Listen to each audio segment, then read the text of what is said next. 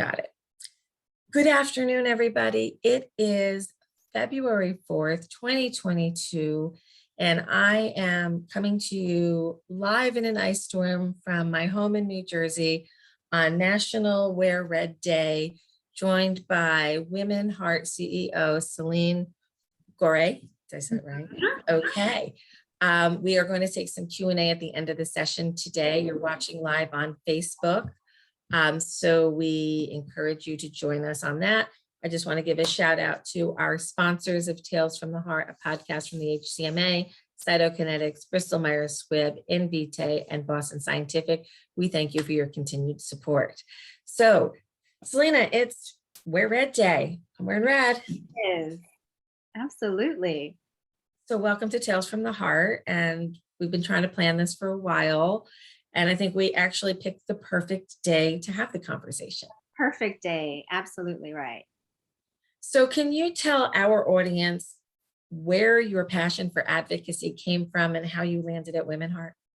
Sure. So I lost my mom at a young age. I was 18, she was 39. And it was early on in my college career. And at that point, I decided that I wanted to do what I could so that other families did not lose their mom as early as I did. And throughout my career, I've worked in global health, in HIV and AIDS, and my most recent job prior to coming to WomanHeart was running a global research funding organization out of London. And through that, I learned that heart disease was actually the #1 killer of women and men in most places around the world. So when WomanHeart came calling, I thought, what a fantastic opportunity to make a direct difference in the lives of women. And so I packed up my bags, moved from London to DC, and here I am. And advocacy is, what I've learned in my 2.5 years with WomanHeart is that the strongest and most important voice in all of policymaking in healthcare is the patient voice. And so thank goodness WomanHeart is a patient-centered organization, because that's really what drives me and inspires me every day to do my job. So I agree with the passion. I understand the impetus, and it's not a good one, to want to do something because of a personal loss, but it certainly lets you feel that fire every day and remind you why you do what you do. Absolutely. Yes. So I applaud you for taking the path when others may have been easier. You ever stop and think it would be a lot easier to not have to care this deeply every day and fight this hard every day, but we're a rare breed as advocacy leaders. Yes. So being that it's Heart Month and we're all doing activities to raise awareness, I kind of wanted to focus today's conversation on some of the things we know, some of the things we're combating, and some of the initiatives that WomanHeart, HCMA, collectively and separately, are working on to help stop unnecessary loss and suffering from heart disease. So it's also Black History Month. And I know you at WomanHeart have launched an amazing campaign focused both on Black women and heart disease. And can you tell us a little bit about your project? Yeah, I'm really excited to talk about it. So our campaign is called 29 Days of Heart. And the reason for that, it was launched in 2016, which was a leap year, hence 29 days. And it really combines the celebration of Black History Month with the celebration of Heart Month. And so if you follow us on any social media this month, you will see us uplift the voices of Black women who have experienced heart disease. And we really sort of elevate their stories, not just of their heart journeys, but of their thrivership and their desire. In fact, many would call it their calling to help other women, to make their journeys through their heart ordeals a little less traumatic, a little less scary, and anxiety provoking. And so the social media campaign will feature stories, quotes, recipes, and tips. But also every Friday at 1 p.m. Eastern, I will be interviewing one of our champions, one of our star volunteers, about their heart journeys and about the particular challenges that they may face in getting high quality health care in this country, and in particular as a Black woman. So if you all tune in, you can find us on Facebook, LinkedIn, or YouTube. We'll be streaming live just so we can make sure that we are elevating the voice of patients. I love every bit of that. And I'm hoping that Ross will be posting some of our links down below so that our viewers live here on Facebook can actually use those links. And if you're listening to us later in podcast land, not on February 4th, that you can look into the resource area of your podcast provider, and there'll be some links in there as well.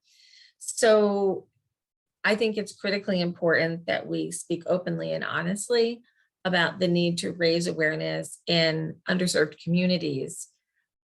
We have begun efforts to begin our health equity committee to completely target this. And health equity isn't strictly about race. It's also about gender. It's about geography. It's about financial ability to get to healthcare. So equity is exactly that, trying to be equitable with our resources. So I commend you on highlighting the Black female experience with heart disease. I always say HCM. I think every patient has HCM. It's the only kind of heart disease we talk about. So we're really happy to kind of look at what you're doing and maybe mirror some of it, because that's what we do in nonprofit. We say, hey, that worked for them. Let's use it for us. And we have some other areas of disparity as well that we're trying to work on. So let's just get some good round numbers. The women heart talking point. What percentage of women have heart disease in this country? So 1 in 3 women will die of heart disease. And that the reason why that's really an important figure is that 50% of women don't know that. Don't understand that heart disease is our #1 killer. It's our greatest risk for death.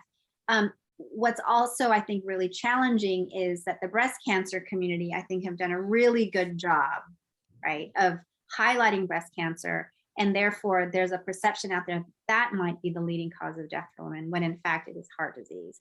So we have a lot of work to do as a heart disease community to raise the awareness about just how important it is to look after your heart health, given that it really is the #1 cause of death for us women.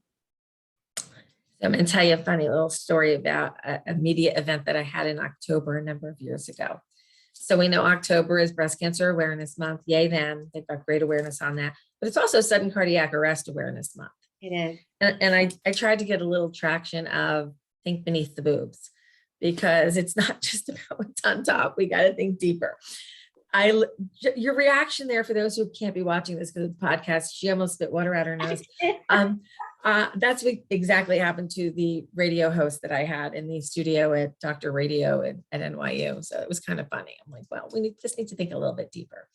So we do think about women's health as female organs, but women's health is different than male health. Our hearts do different things. Our hormones are different. Our homeostasis is different. Our body habitus is different. Everything is different in a woman. You can argue better or worse, but it's different. So can you talk a little bit about what are symptoms that women with heart disease tend to have more than maybe men do? Yeah, it's a great question. And I think that we all can picture in our minds what I often call the clutching your chest Hollywood heart attack. And it tends to be an older man. And it's quite dramatic. They sort of fall over and they're, to the floor. It's very rare that you actually see in movies or in TV women having heart attacks. And part of the reason, in my mind, is that women's symptoms could look different. They don't always look different. Women can have similar, symptoms of pain in the chest and pain shooting down your left arm. But I've had many stories of women saying that they had extreme fatigue, no specific pain, just all of a sudden a fatigue like they've never felt before. I've also had women say that they had really bad nausea. And one woman in particular, I can recall, had really bad back pain. So you wouldn't necessarily associate back pain, right, with a heart attack, but that's exactly what happened. That was her primary symptom. And I think that it's also important to think about what you know in your gut, what you're feeling in your gut. And I've had, again, a number of women who've experienced heart attacks say that they had this unique feeling of an impending doom that sort of, they never felt before and they've not felt since, but that was also different to anything else that has happened to them. And lastly, I think what was another interesting symptom that I've heard is pain in the jaw. Again, not something you might necessarily connect directly to having a heart attack. So I think what's really key is for women to understand the range of symptoms that women experience, and to, not discount the heart being what's causing these symptoms. So you bring up some excellent points. And within the HCM community, we try to explain very clearly that the symptoms that you're talking about, they're not just heart attack symptoms, they're something's going on in the heart. Is it heart failure? Is it an arrhythmia? Is it a blockage in the arteries? Is the ventricle itself struggling? So cardiac episodes are probably a better way to kind of paint it with a broader brush. But pain, I'm a post-transplant. I'm 5 years and 2 days today post-transplant, but my HCM symptoms were jaw pain, a lot of jaw pain, a lot of migraines that have since gone away since I've had a transplant, which is very bizarre. Shoulder blade, between the shoulder blades in the back, the pain radiated back. And when you stop and think about the human body, the heart is as close to the back as it is to the front. So it's where the nerves tend to go. So if you're feeling that pain in your shoulders, neck, jaw, this is a conversation to have with your healthcare provider about, I'm feeling this on a regular basis. And Celina, you're bringing up an old memory that I kind of forgot about until today, when my niece shared a picture for, Wear Red Day. Yeah. And she held up a picture of, and I almost cried, and I will try to post it in the system too. She's holding up a picture of my grandmother holding my sister Lori, my niece's mom. And my grandmother died of heart disease, but not hypertrophic cardiomyopathy. She had a myocardial infarct, silent, ended up in the hospital, then going into heart failure and passing in the early 70s. And she's holding my sister, and they're both wearing red. And my niece held that picture today, and you got me, Stace. That was, grandma's here too. So there's more than one form of heart disease, and it's important to know what runs in your family. Absolutely. So that you can protect yourself. You know what? That's such a great point, Lisa, because I have, again, heard so many women tell me, I didn't know until I had a heart attack that my mother has heart disease, or my father or my grandmother. And I think these conversations really need to be had. It doesn't have to be serious, or sort of heavy. It can just be, this is really helping our family and helping each other to share what some of the history is. I remember when I was first asked by a doctor, what is your family history? I thought, oh my goodness, I actually don't know. And that was alarming, which sent me right home and got on the phone and, had some important conversations. But I think we need to do that more. Many years ago, which dates me a little bit here, Celina, but probably about, whenever David Satcher was the Surgeon General, he had a campaign about know your health history. And it got some press for a little while. I think in social media days, it would have done better, but it was pre-social media. And whether it's cardiac disease, cancer, neuro diseases like Parkinson's or MS, you really need to know what's going on in your families. Absolutely. And you need to talk about it so that you get the right tests and the right care at the right time, rather than coming in too late. Back in the day, when there weren't a lot of good therapies for HCM, people would say, well, why do I want to know? I can tell you in 2022, you want to know because you can get in front of certain things. Protect yourself from risk of sudden cardiac arrest. Look for signs of heart failure and treat them early so the heart doesn't struggle. You can screen your children and your family members and not have to worry about undiagnosed sudden cardiac arrest striking. We can assess risk, but you have to have the conversation. Absolutely. You have to talk. And if you don't talk to your family, there are ways to share information. Yeah. And I think we need to be real that we ain't all the Brady Bunch.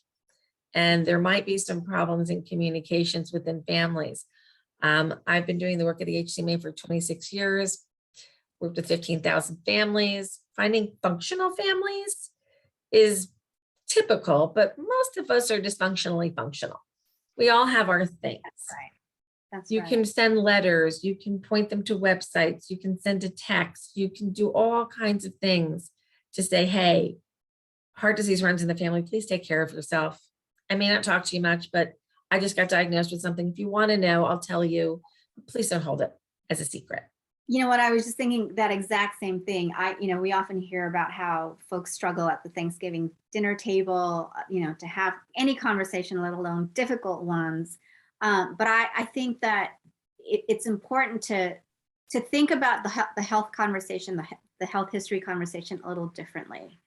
That it's worth going through the discomfort and maybe some of the awkward conversations that need to happen, because it is critical to the health of every single person in your family. So that's got to be worth something. It certainly does. And when you know that there's something going on, you can find the level of care that you need. At the HCMA, we talk a lot about Center of Excellence care models.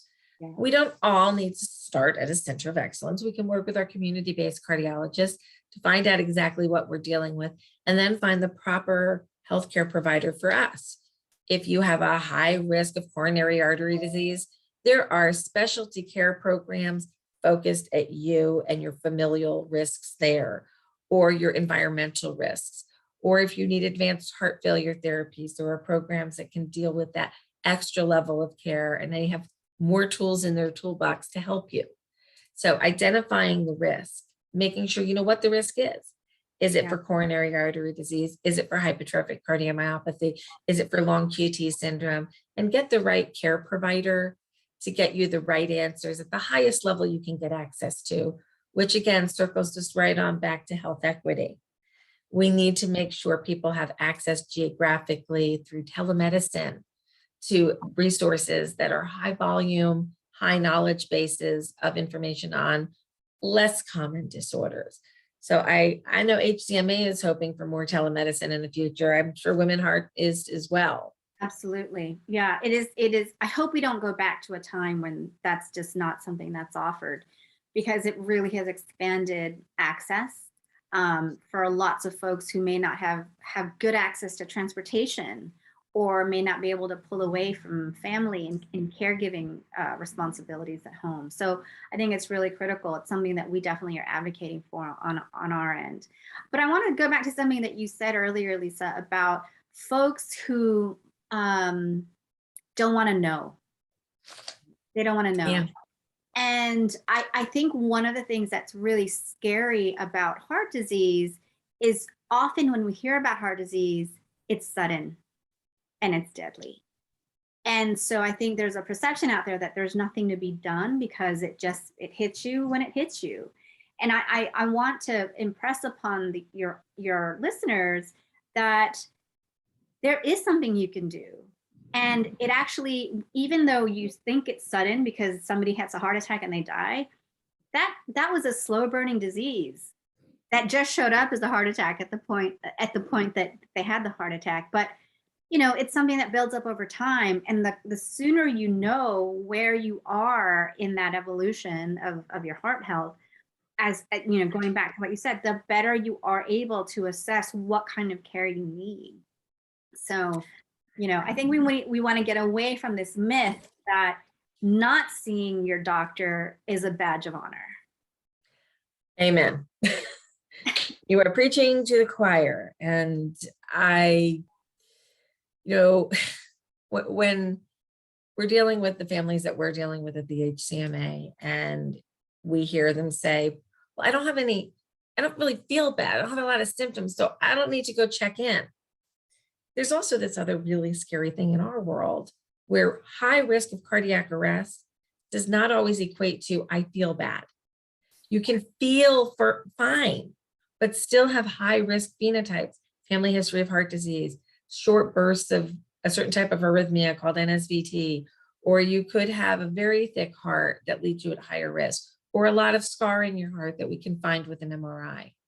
So if you don't think you're at risk, I got to tell you, I talked to so many people who have literally said to me, I just don't feel like I'm going to die. I'm okay. And then it happens. Yeah. And you can't turn back time. Yeah. You can't say, I wish they heard. You just have to live in the fact that they had some information and they didn't take it to heart, pun intended. Mm-hmm. And unfortunately, they're not here. On the other side, I will say that there are some who have no risk factors and we still lose them, even though we didn't identify any risk factors. And HCM can have that in a very rare subset.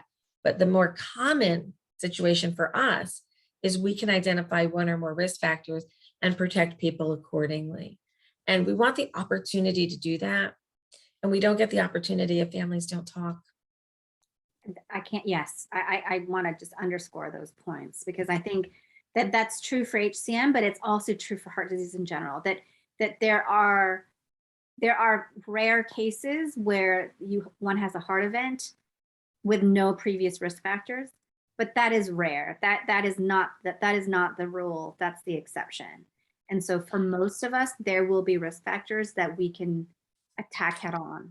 And so, that's why that conversation with your healthcare provider is so critical. I want to jump into that health equity issue from a slightly different point of view to take a few moments, because I know within WomanHeart, you have young people with heart disease. So it's another aspect of health equity that we associate heart disease with older people. I was diagnosed with HCM at 12. My niece at 8, my daughter at 10. These are young people. So if you are a young person and you are experiencing symptoms, they need to be taken seriously. That's right. I have a cautionary tale story where we had a young man in his 20s present to an emergency room with symptoms. They let him go, said, we don't see anything. 4 months later or 3 months later, he ends up in another emergency room. They say, oh, we think we see a little HCM here. And that cascaded to urgent evaluation for transplant, air flighting him to a high volume center, and he didn't make it. There were the notices, but he was a young guy and he looked good. Heart disease does not get worn on the outside. We don't have to look sick or feeble or overweight. This was a thin, fit guy who happened to have a genetic heart disease that everybody kind of looked past because he looked okay. Yeah. It's really important if somebody tells you something's wrong with your heart to get to the highest level of care possible as quickly as possible. We don't want to lose young people. We don't want to lose anybody, but young people are affected too.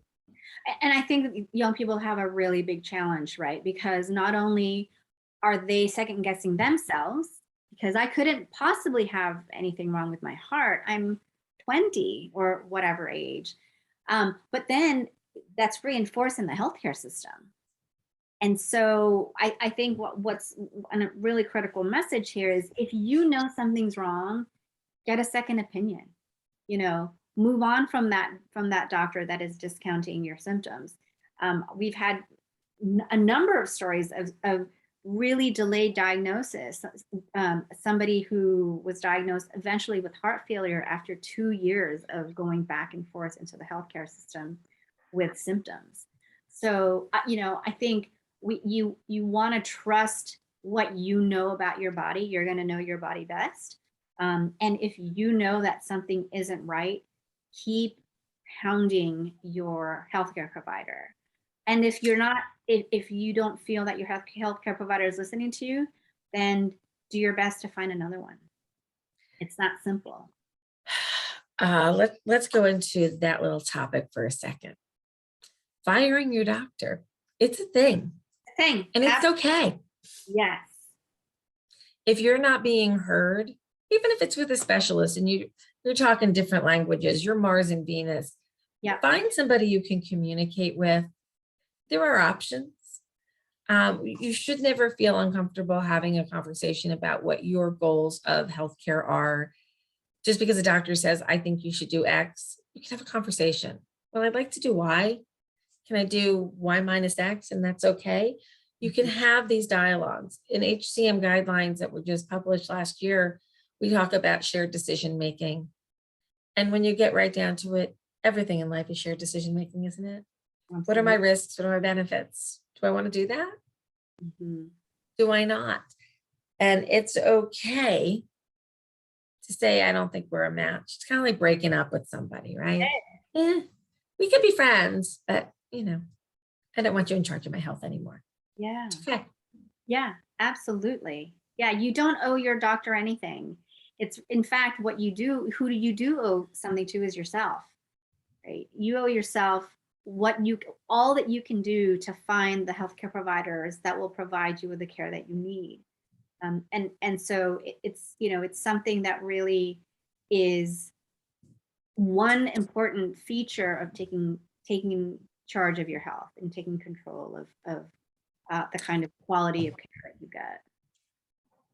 So I am having a slight technical difficulty with our Q&A session here. I'm not getting anything up on my feed, so I'm going to ask Ross if he can text me some of the comments. So there's a lot of comments showing up. I'm going to just restart my phone here and see if it wants to cooperate, because we are not working on my multi-screens in the office and my podcast station. So I'm really sorry. I'm running into a technical difficulty with comments here. It's just one of those weird things. Oh, there we go. Maybe that one will show me. I'm still not seeing comments, Ross. So I'm going to need you to text them to me. Okay, so if anybody has any questions or comments they want to post, you can post them there. Through the magic of cell phone technology, they will show up in my text messages and we will get those posted. So we'll address those in a minute. So Celina, we are working on a little project together that hasn't quite been launched yet, but I think we can tease it a little bit here today. So over the next year, HCMA and WomanHeart are going to be working on a number of different initiatives. Yay, love to have partners. Yeah. And one of them is helping us raise awareness about our HCM Act, which will assist in identifying young families and children who have heart risks, not specifically HCM, it can be anything. So we are going to be engaging with Women Heart advocates and HCMA advocates and other partners to try to change state level legislation so that we're asking in a well child examination about cardiovascular risk factors in a family, so we can get those families to care. So Celina, what do you think about this initiative? And I'm so excited. I mean, not just because we get to work with you and your great team, but also because I've been wanting WomanHeart to really delve more deeply into the generational aspect of heart disease. Heart disease, as we've just talked about, is in part due to genetics, but it's also in part due to your environment and your familial environment, what happens in the home. And so if we can sort of inject the conversation about heart health into family conversations, multi-generational family conversations, then I think we can do a lot to change the trajectory of heart health for a lot of families, just like you said, Lisa. So I'm really excited that we get to embark on this journey together, because I've been bugging my team about when and where can we get this generational conversation going, and here we are. So thank you, and thank you to your team for getting us sort of started in that way. We are happy to be on the team with you and happy to start getting everybody activate this network. So you can go right to the HCMA website right now. You can click on our 3 Clicks to Save a Life campaign. You can share it on your social media feed, and you literally go to our software package that populates with your own story, that gets all of the information to your elected officials based on zip code.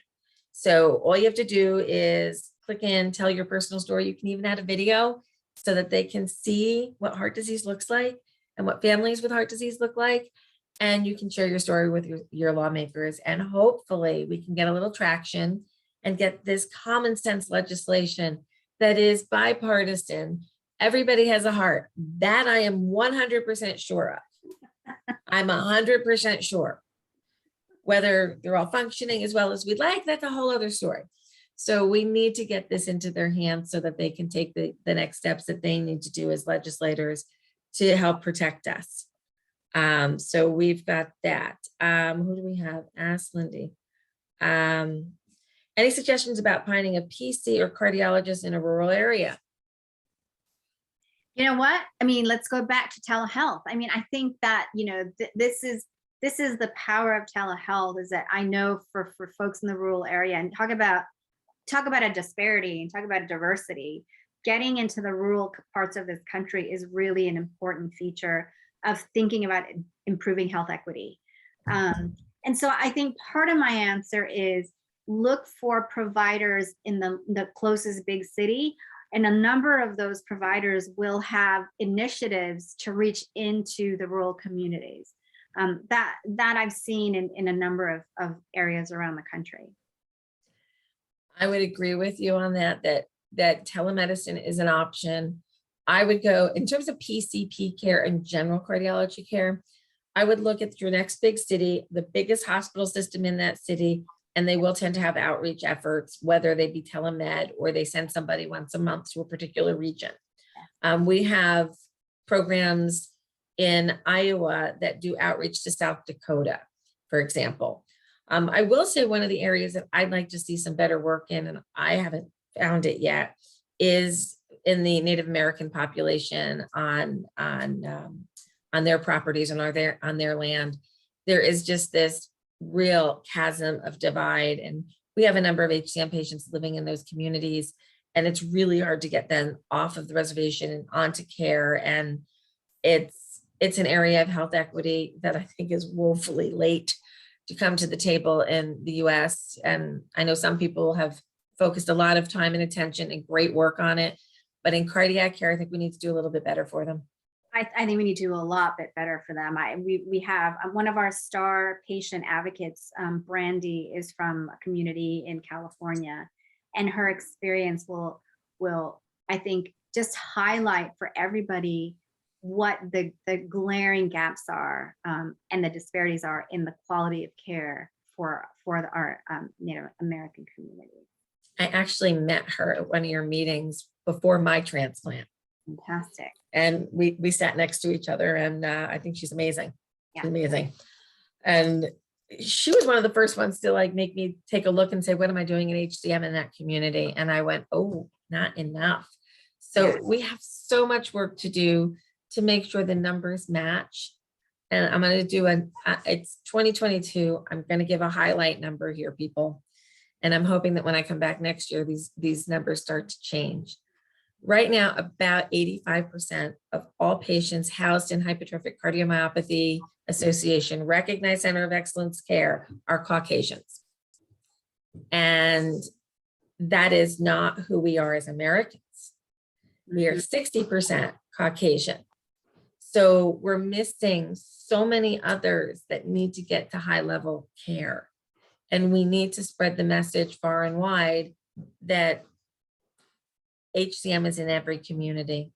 It's autosomal dominant genetic disorder for the most part. We know we don't know all of it yet, but we know that every community is affected. Black, white, Asian, Islander, Native American, whatever your ethnic background is, whatever your gender identity, you have a chance of having hypertrophic cardiomyopathy at a rate of 1 in 200. That's kind of mind-boggling. Right now, HCMA knows that there's about 150,000 people in care for hypertrophic cardiomyopathy throughout the United States. That means there's about 700,000 people with undiagnosed HCM that we are able to identify through imaging, through genetics, or partnership thereof. if you come from a family with HCM, there's a much higher likelihood that you will find it somewhere else in the family as well. Yeah. So we need to break through these ceilings of lack of knowledge, and we need to change laws, and we need to improve medical education through such things as the HCM Academy that'll go out into the community and teach. And through initiatives, we are going to be doing what we said yesterday, by the way, Celina. This is confirmation that they're on board. So we're going to submit to HSFA for a session all on HCM. And we're going to start talking about it deeper and trying to keep a health equity message throughout. It's critically important. Thanks for that. Okay, I'm asking Ross any other questions? Because I can't see, I'm so sorry.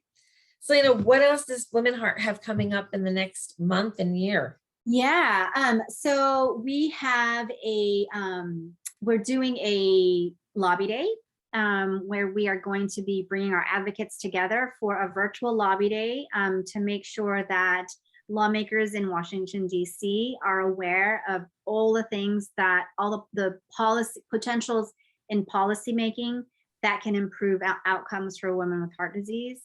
So we're looking forward to that. And then we have further down the line, our big event is our a gala, our Winger Awards, where we'll be celebrating all the wonderful contributions that folks have made across this country this last year to improve the lives of women with heart disease. So we're very much looking forward to that, and that's in May. I might try to sneak down and join you for that one, because that sounds like a lot of fun. Absolutely, you are invited. You don't have to sneak. You can come through the front. Okay. Oh, yes. Okay. Well, I am going to get off of this webinar, not because I don't think we can talk all afternoon on this, but I have to prep because Monday, yours truly is going to be doing a media tour. So I might show up on a TV station near you. We'll let you know where are going to be aired, either live or over the next couple of weeks. And I got to go do my prep for that meeting right now, which is a little exciting. So we're going to get that done. Celina, I cannot thank you enough for joining me today. I'm really happy that HCMA and WomanHeart are working together on some great initiatives. You have an amazing team. I've always been in awe of what you guys have done since I met Nancy Loving back in the day, and where we've moved forward. Yeah. So we're all doing great work. I thank you for joining, and I'm looking forward to the partnership. And thanks for being on Tales from the Heart. Thank you so much, Lisa.